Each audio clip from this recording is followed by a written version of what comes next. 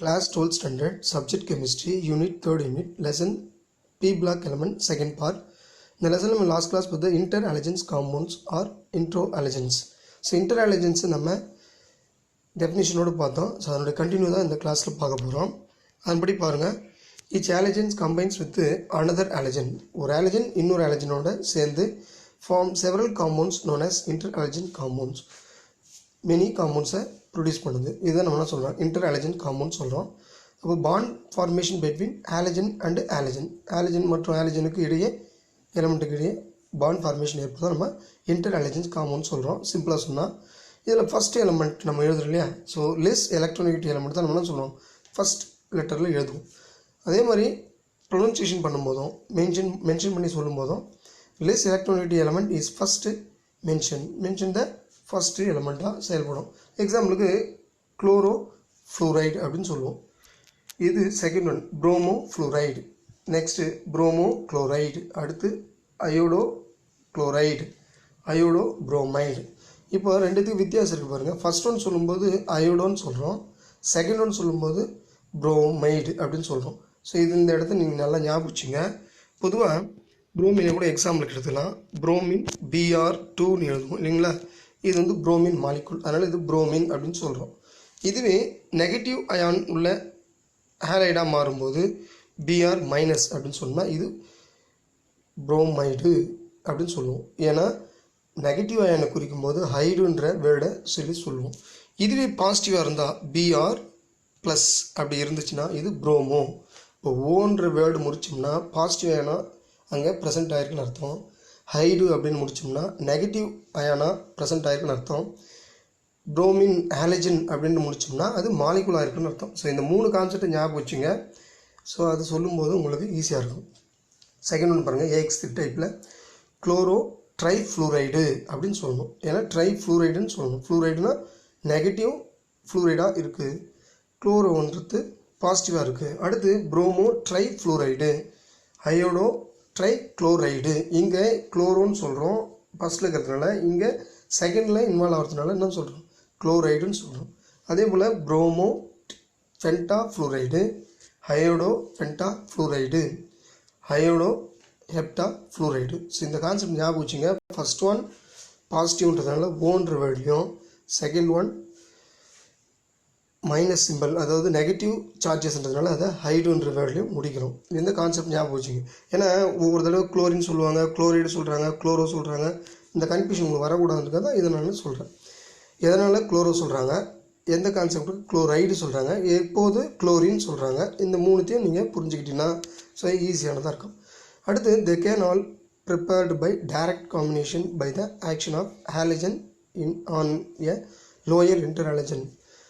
The product formed depends on the condition. So ஒரு கண்டிஷன்லையும் என்ன பண்ணோம், ஃப்ளூரைடு குளோரினோடு சேரும், குளோரின் அயோடினோடு சேரும். அதேமாதிரி ஃப்ளூரைடு ஸோ நமக்கு தேவையான AX டைப்பாக, அதாவது AB டைப்பாக, AX3 அல்லது AX5 அதுக்கேற்ற மாதிரி எக்ஸஸ் ஆஃப் ரியாக்டண்ட்டை பயன்படுத்தி நம்ம தயாரிக்க முடியும். ஸோ அதுதான் கொடுத்துருக்காங்க. ஸோ ஒரு முறை பார்த்துங்க. குளோரின் வித் ஃப்ளூரின் ஈக்குவல் வேல்யூம் சமமான அளவு எடுத்துக்கிட்டோம்னா ஸோ AX டைப், அதாவது AB type or AX type single linear மாலிகுலாக உருவாகும். அடுத்து அதே மாதிரி ஈக்குவல் அயோடின் அண்டு குளோரின் எடுத்தோம்னா ICl உருவாகுது. எக்ஸஸ் ஆஃப் ஃப்ளூரைடு எடுத்துக்கிட்டோம்னா ஸோ குளோரின் என்ன பண்ணுது, எக்ஸாக இருக்கிற ஃப்ளூரைடோடு அப்சர்வ் பண்ணி ட்ரைஃப்ளூரைடு AX3 டைப்பை உருவாக்குது. அதே போல் புரோமின் வித்து ஃப்ளூரைடு மாதிரி காம்பவுண்ட் வேணும் அப்படின்னும் போது டைல் வித்து நைட்ரஜனை கேட்டலிஸ்ட்டாக கொஞ்சம் என்ன பண்ணுறோம் ஆட் பண்ணி so bromine trifluoride promo trifluoride உருவாக்குது. அடுத்து புரோமின் மாலிகுல் வித்து ஃப்ளூரைடு இதோட ரியாக்ட் பண்ணுறது எக்ஸஸாக எடுத்துக்கிட்டோம்னா AX5 டைப் உருவாகுது. ஸோ அப்போது புரோமோ பென்டாஃப்ளூரைடு. ஸோ இந்த கான்செப்ட் நீங்கள் ஞாபகம் வச்சுங்க. இதே போல் தான் எக்ஸஸ் ஆஃப் ஃப்ளூரைடும் வந்து IF5, அதே மாதிரி எக்ஸஸ் ஆஃப் ஃப்ளூரைடும் வந்து IF7 உருவாகுது. இந்த கான்செப்ட்லாம் சொல்லியிருக்காங்க. Next the bonds essentially covalent because of the small electronegativity difference. So பொதுவாகவே இந்த பாண்டில் பார்த்தீங்கன்னா ரெண்டுமே வந்து ஆலஜன் தான், கொஞ்சம் தான் வித்தியாசம் இருக்கும் எலக்ட்ரோநெகட்டிவிட்டி கேரக்டர்ஸ். ஸோ அதனால் பெல்டிங் பாயிண்ட் பாய்லிங் பாயிண்ட்டும் அதுக்கேற்ற மாதிரி டிஃபரன்ஸாக அமைஞ்சிருக்கும். Next inter halogens are generally more reactive than the halogens except fluorine. ஃப்ளூரினை தவிர மற்ற எல்லாமே பார்த்தீங்கன்னா மோர் ரியாக்டிவ் இது ஞாபகம் வச்சிங்கன்னா fluorine வந்து ஸ்மால் சைஸ் ஆஃப் ஆட்டம். அதனால் AX bond weaker than XS bond in the halogen. XSன்னும்போது என்னென்னா F2Cl2ன்னு சொல்கிறேன். ஒரே சேம் ஹாலஜன் தான் வந்து XSன்னு சொல்கிறது. இது டிஃப்ரெண்ட் ஹாலஜன். ஸோ ClF அந்த மாதிரி. ஆக வீக்கர் தென் XS பாண்டை விட AX பாண்டு வீக்கராக இருக்குன்றதை இங்கே மென்ஷன் பண்ணி சொல்லியிருக்காங்க. தி ரியாக்ஷன் அதனால தான் பண்ணுது ஈஸியாக வேறு ஒரு பொருளோட ரியாக்ட் பண்ணுது. அதனால் மோர் ரியாக்டிவ் பெற்றிருக்கு. தி reaction similar to the those of the halogens. Hydrolysis gives the halide and oxohalide ions. The oxohalide ions being formed from the larger halogen present. பொதுவாக நம்ம ஒரு அதாவது இன்டர் ஹாலஜன் காம்பவுண்டில் ஹைட்ராக்சைடு பண்ணுறோன்னு வச்சுங்க, base any one, sodium hydroxide அல்லது potassium hydroxide ஏதாவது ஒரு பேஸை பயன்படுத்தி இதெல்லாம் பண்ணுறோம், ஹைட்ராலிசிஸ் பண்ணுறோம். அப்போது ஆக்சோ ஹாலைடு ஒன்று உருவாகும். அதோட ஹாலைடு அயான் ஃபார்மேஷன் ஆகும். ஹாலைடுன்றது நெகட்டிவ் ஹாலஜன் நம்ம ஞாபகம் வச்சுக்கணும். ஸோ இப்போ இந்த மாதிரி உருவாகும்போது எங்கே சார் இந்த ஆக்சோ ஹாலைடு உருவாகுனா சார், ரெண்டு ஹாலஜனில் எந்த ஹாலஜன் பிக் சைஸ் ஆஃப் ஹாலஜனாக இருக்கோ அந்த ஹாலஜனை நோக்கி தான் இந்த ஆக்சிஜன் அப்சர்வ் ஆகிட்டு நமக்கு ஆக்சோ ஹாலைடு உருவாகும். இது ஞாபகம் வச்சுங்க. அதே போல் ICl பயன்படுத்துகிறோம்னா இதில் எது பெருசுனா அயோடின் தான். ஏன்னா 53 அட்டாமிக் நம்பர், அப்போ big size of atom. So iodine நோக்கி தான் ஆக்சிஜன் அப்சர்வ் ஆகி ஹைப்போ அயோடைட் உருவாகுது, அங்கே புரோமேட் அயான் உருவாகுது. அதுக்கப்புறம் chloride and fluoride ion formation. இது ஞாபகம் வச்சுங்க. இந்த மாதிரி கொஷின் வந்து 1 மார்க்கில் வரலாம். ஸோ இப்போ 2 கான்செப்ட் கொடுத்துட்டு ஆக்சிஜன் எந்த ஹாலஜனை நோக்கி நகர்ந்து ரியாக்டண்ட்டை கொடுக்குன்னா பிக் சைஸ் ஆஃப் ஆட்டம் உள்ள ஹாலஜனை நோக்கி இந்த ஆக்சோ ஆசிட் உருவாகும். அடுத்து structure of inter halogen compound. பொதுவாக நம்ம நேற்று சொன்னோம், structure of inter halogen compound வந்து sp3d அந்த டைப்ஸ்லாம் எப்படி உருவாகுதுன்றதை இன்றைக்கி சொல்கிறேன்னு சொல்லியிருந்தேன். ஸோ அதோடைய கான்செப்ட் தான் இப்போ பார்க்குறோம். Inter halogen compound generally colon compounds which inter halogens form the central atom. Sir பொதுவாகவே இது கோலன் நேச்சர் தான். ஏன்னா ஈக்குவல் ஓரளவுக்கு, அதாவது ஒரே குரூப்பில் இருக்கிறதுனால ஈக்குவலான எலக்ட்ரான் நெகட்டிவிட்டி இருக்கும். கொஞ்சம் தான் டிஃப்ரென்ஸ் இருக்கும். அந்த கொஞ்சம் டிஃப்ரென்ஸ் தான் காம்பவுண்டை உருவாகுது. ஆனாலும் இது கோவலன் நேச்சர் தான். கோவலன் நேச்சரில் 1 பேர் எலக்ட்ரானை ஏதாவது ஒரு ஆட்டம் என்ன பண்ணும், towards it self. So attraction towards it self சொல்லுவாங்க. ஸோ அதனால் பொதுவாக இது கோவலன் நேச்சர் பெற்றிருக்கு. அதோட பாருங்கள், type first one AX type. இதனுடைய வேல்யூ பார்க்குறோம். ஸோ இதனுடைய ஸ்ட்ரக்சரும் பார்க்குறோம். AX டைப் பொறுத்து பார்த்தா லீனியர் ஷேப்பில் இருக்குது. லீனியர் ஸ்ட்ரக்சர், நேர்கோட்டு வடிவம். இதை கொடுத்துருக்காங்க பாருங்கள், லீனியர் மாலிகுல். A இந்த பக்கம், X இந்த பக்கம். ஸோ எக்ஸாம்பிளுக்கு நிறைய சொல்லலாம், சிம்பிளாக கொடுத்துருக்காங்க. பொதுவாக நமக்கு இப்போ குளோரின் கூட எடுத்துக்கங்க. குளோரினோட அட்டாமிக் நம்பர் 17 தெரியும். 17 ஃபில் பண்ணிவிட்டு வந்துன்னா 3s அண்டு 3p ஆர்பிட்டாலில் ஃபில் ஆகும். ஸோ 3p ஆர்பிட்டாலில் 5 எலக்ட்ரான் மட்டும் இருக்கும். ஒரு எலக்ட்ரான் காலியாக எம்டி வேகண்ட்டாக இருக்கும். ஸோ அதை கொடுத்துருக்காங்க. ஒரு எலக்ட்ரான் குறைவாக இருக்குது. இந்த ஒரு எலக்ட்ரான் குறைவாக இருக்கு இல்லையா, அதனால் என்ன பண்ணுறோம், இங்கே வந்து எலக்ட்ரான் இன்னொரு எலக்ட்ரான் சேர்ந்து காம்பவுண்ட் உருவாகும். ஆக தேர்ட் ஆர்பிட்டாலில் இருக்கிற 3s அண்டு 3p ரெண்டுமே என்ன பண்ணுது, பாண்டில் இன்வால்வ் ஆகுது. ஸோ பாண்ட் ஃபார்மேஷன் இன்வால்வ் ஆகுது தேர்ட் ஆர்பிட்டால். அதோட தேர்ட் ஆர்பிட்டால் சொல்லும்போது டி ஆர்பிட்டாலும் அங்கே வேகண்ட் ஆர்பிட்டாலாக இருக்குது. ஆனால் வேகண்ட் ஆர்பிட்டாலாக இருந்தாலும் அதில் எலக்ட்ரான் ஃபில் ஆகலை. அதனால் நம்ம அதை என்ன பண்ணுவோம், ஹைபிரிடைசேஷன் இன்வால்வ் ஆகுதுன்னு சொல்ல முடியாது.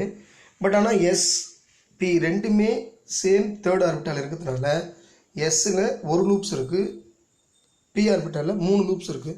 தற்போது இதை sp3 ஹைப்ரைட் ஆர்பிட்டால்ஸ் அப்படின்னு சொல்கிறோம்.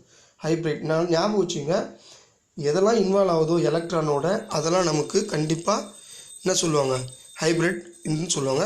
தர்ஃபோர் இது 4 sp3 ஹைப்ரிட். 4ன்றது எஸ்ஸுக்கு 1, பிக்கு 3, மொத்தம் 4 sp3 ஹைப்ரிட் ஆர்பிட்டால்ஸ் உருவாயிருக்கு. இது வந்து ஃபஸ்ட் டைப். அடுத்து AX3 பார்க்கலாம். அதுக்கு முன்னாடி இதில் எத்தனை லோன் பேர் எலக்ட்ரான், எத்தனை பாண்ட் பேர் எலக்ட்ரான் நேற்று சொன்னேன் இல்லையா.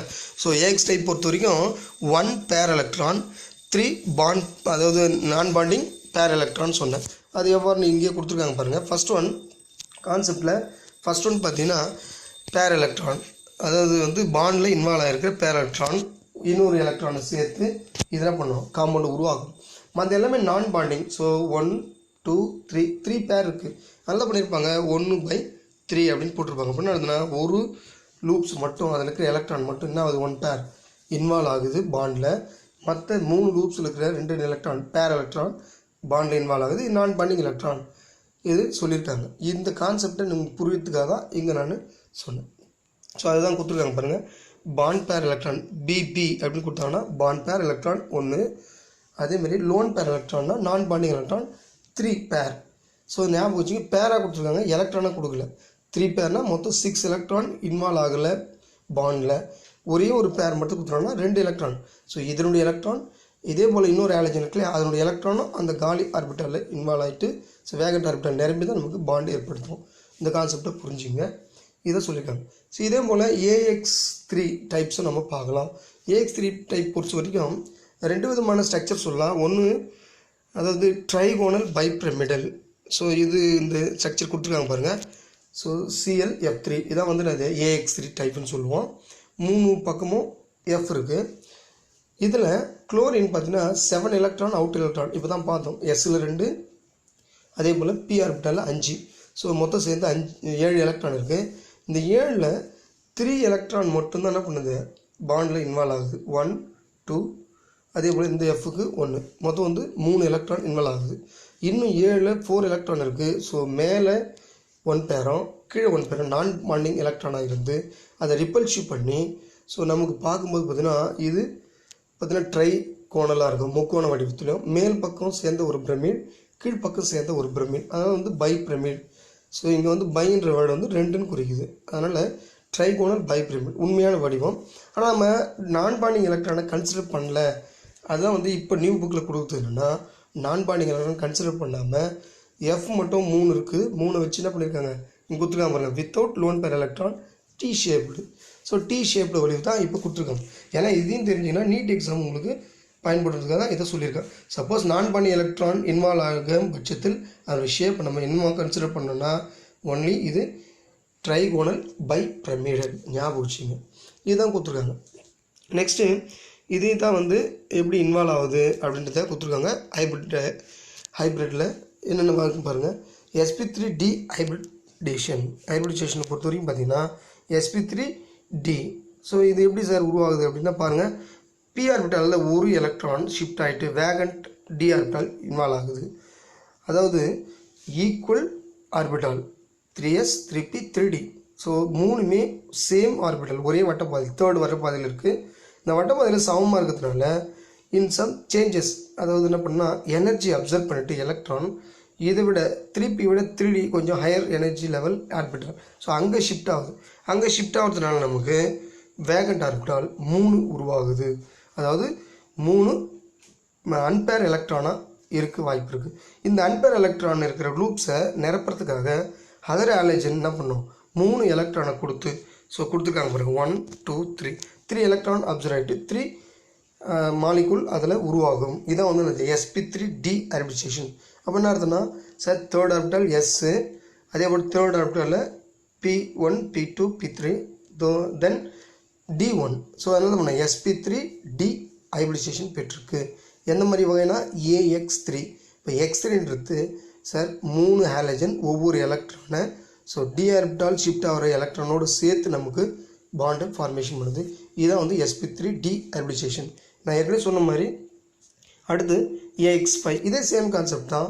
ஸோ இதுக்கு எக்ஸாம்பிளாக IF5 BRF5 எக்ஸட்ரா கொடுத்துருக்காங்க. இது எல்லாம் பார்த்தீங்கன்னா ஆக்டாஹெட்ரல் அப்படின்னு சொல்லுவாங்க.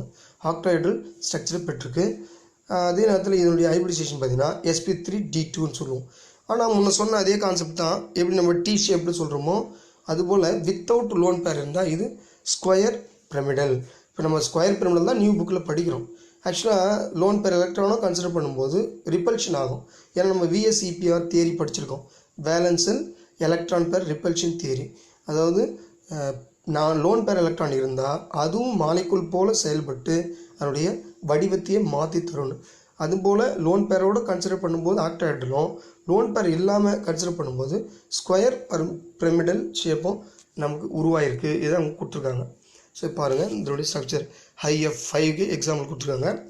இப்போ பொதுவாக எல்லா ஆலஜனுமே 7 எலக்ட்ரான் தான் என்ன பண்ணியிருக்கோம் அவுட்டரில் பெற்றிருக்கோம். So iodine பொறுத்திருக்கோம் 5s 5p. 5வது அதாவது 5th ரோல் இருக்கிறதுனால பீரியாடிக் டேபிளில் 5th ரோல் இருக்கிறதுனால என்ன பண்ணியிருக்காங்க 5s 5p கொடுத்துருக்காங்க. இது 5d. ஸோ அதே ஆர்பிட்டால் இருக்கிறதுனால இருக்குது. இப்போ கவனிங்க, நம்ம ஒன்று சொன்ன மாதிரி எனர்ஜி அப்சர்வ் பண்ணிவிட்டு ஒரு எலக்ட்ரான் D ஆர்பிட்டாலையும் அதே போல் இங்கே பேராக இருக்கிற இன்னொரு பேரில் இருக்கிற எலக்ட்ரான் இன்னொரு d ஆர்பிட்டாலும் போயிட்டு என்ன ஆகுது, அப்சர்வ் ஆகி இன்வால்வ் ஆகுது எனர்ஜி லெவலை இன்க்ரீஸ் ஆகும்போது. ஸோ இங்கே என்ன ஆகுதுன்னா அப்போ மொத்தம் 5 அன்பேர் எலக்ட்ரான் உருவாகுது. இந்த 5 அன்பேர் எலக்ட்ரானும் 5 ஹாலஜன் கொடுக்குற ஒவ்வொரு எலக்ட்ரான் அப்சர்வ் பண்ணி பாண்ட் ஃபார்மேஷனில் இன்வால்வ் ஆகுது. ஸோ அதனால் நமக்கு IF5 உருவாகுது. இதில் 1 மட்டும் பார்த்திங்கன்னா அதாவது நான் bonding electron, loan pair electron. இதில் பார்த்திங்கன்னா எல்லாமே என்னது, இதில் இருக்கிற எல்லாமே வந்து பாண்டிங் எலக்ட்ரான். ஸோ இந்த கான்செப்டை ஞாபகம் வச்சுங்க, இது அங்கேயும் கொடுத்துருக்காங்க. ஸோ அப்போது மூணுமே பார்த்திங்கன்னா பாண்ட் எலக்ட்ரானாக இருக்குது. இங்கே ஒன்று மட்டும்தான் இருக்குது நான் பாண்டிங் எலக்ட்ரானாக இருக்குது. ஸோ அதே ஒன்று பார்த்திங்கன்னா 2 ஸோ 2 பாண்ட் இன்வால்வ் இருக்கும், 2 நான் பாண்டிங்கில் இன்வால்வ் ஆகிருக்கும். இது நம்ம ஞாபகம் வச்சுக்கணும். அடுத்து AX7. ஸோ இதை வந்து ஸ்கொயர் பிளானரில் பிரமிடல். ஸோ கீழே இருக்கிறது சேர்த்து பார்க்கும்போது அதனுடைய ஷேப் ஆக்டாஹெட்ரல். ஸோ எண்முகி அமைப்புன்னு சொல்லுவோம், 8 முகங்களுடையதாக ஆக்டாஹெட்ரலில் செயல்படும். ஆக்டானா 8ன்னு சொல்கிறத கான்செப்டை நம்ம தெரிஞ்சுக்கணும். அடுத்து AX7 பொறுத்த வரைக்கும் பார்த்திங்கன்னா முன்ன சொன்ன அதே கான்செப்ட் தான். இன்னொரு எலக்ட்ரான் இருக்கு இல்லையா, S ஆர்பிட்டாலேருந்து இன்னொரு D ஆர்பிட்டாலுக்கு என்ன பண்ணுது, எலக்ட்ரான் ஷிஃப்ட் ஆகுது. அப்போ ஒவ்வொரு எலக்ட்ரானும் 3 எலக்ட்ரான் பைப்பில் இருக்கிறது 2 எலக்ட்ரான் ஷிஃப்ட் ஆகுது. அதே போல் எஸ்லேருந்து இன்னொரு எலக்ட்ரான் ஷிஃப்ட் ஆகுது. மொத்தம் பார்த்திங்கன்னா 3 எலக்ட்ரான் D ஆர்பிட்டால் உருவாகுது. ஸோ என்னுடைய ஹைபிரிடைசேஷன் பார்த்திங்கன்னா sp3d3 ஹைபிரிடைசேஷன். ஸோ முன்ன சொன்ன அதே கான்செப்ட் தான். இதில் மொத்தமே வந்து லோன் பேர் எலக்ட்ரான், அதாவது என்ன சொல்கிறதுனா பாண்டில் இன்வால்வ் ஆகிருக்கு, லோன் பேர் எலக்ட்ரானே இல்லை. ஸோ அப்போ மொத்தமே வந்து பாண்ட் பேர் எலக்ட்ரான்றதுனால lone pair electron 0, bond pair electron பார்த்திங்கன்னா 4. இது ஞாபகம் வச்சு, ஏன்னா Pயில் அதாவது sp3 S1 P3. ஸோ மொத்தம் சேர்த்தா 4 பாண்ட் பேர், 0 லோன் பேர். ஸோ இதனுடைய ஷேப் கொடுத்துருக்காங்க பாருங்கள், பென்டாகோனல். ஸோ நேற்று சொன்ன மாதிரி 5 F ஃப்ளூரின் இருக்குது. இந்த ஃப்ளூரினோட என்ன பண்ணியிருக்காங்க, மேல் பக்கம் ஒரு ஃப்ளூரின், கீழே பக்கம் ஒரு ஃப்ளூரின். ஸோ அதாவது அப்வேர்டு அண்டு டவுன்வேர்டு இது சேர்த்து தானே சொல்கிறாங்க பென்டாகோனல். 5 கோணம், அதில் மேல் பக்கம் ஒரு பிரமிடு, கீழே பக்கம் ஒரு பிரமிடு. ஸோ மொத்தமாக சேர்த்து பென்டாகோனல் பை பிரமிடல் இந்த shape. Thank you, see you next class.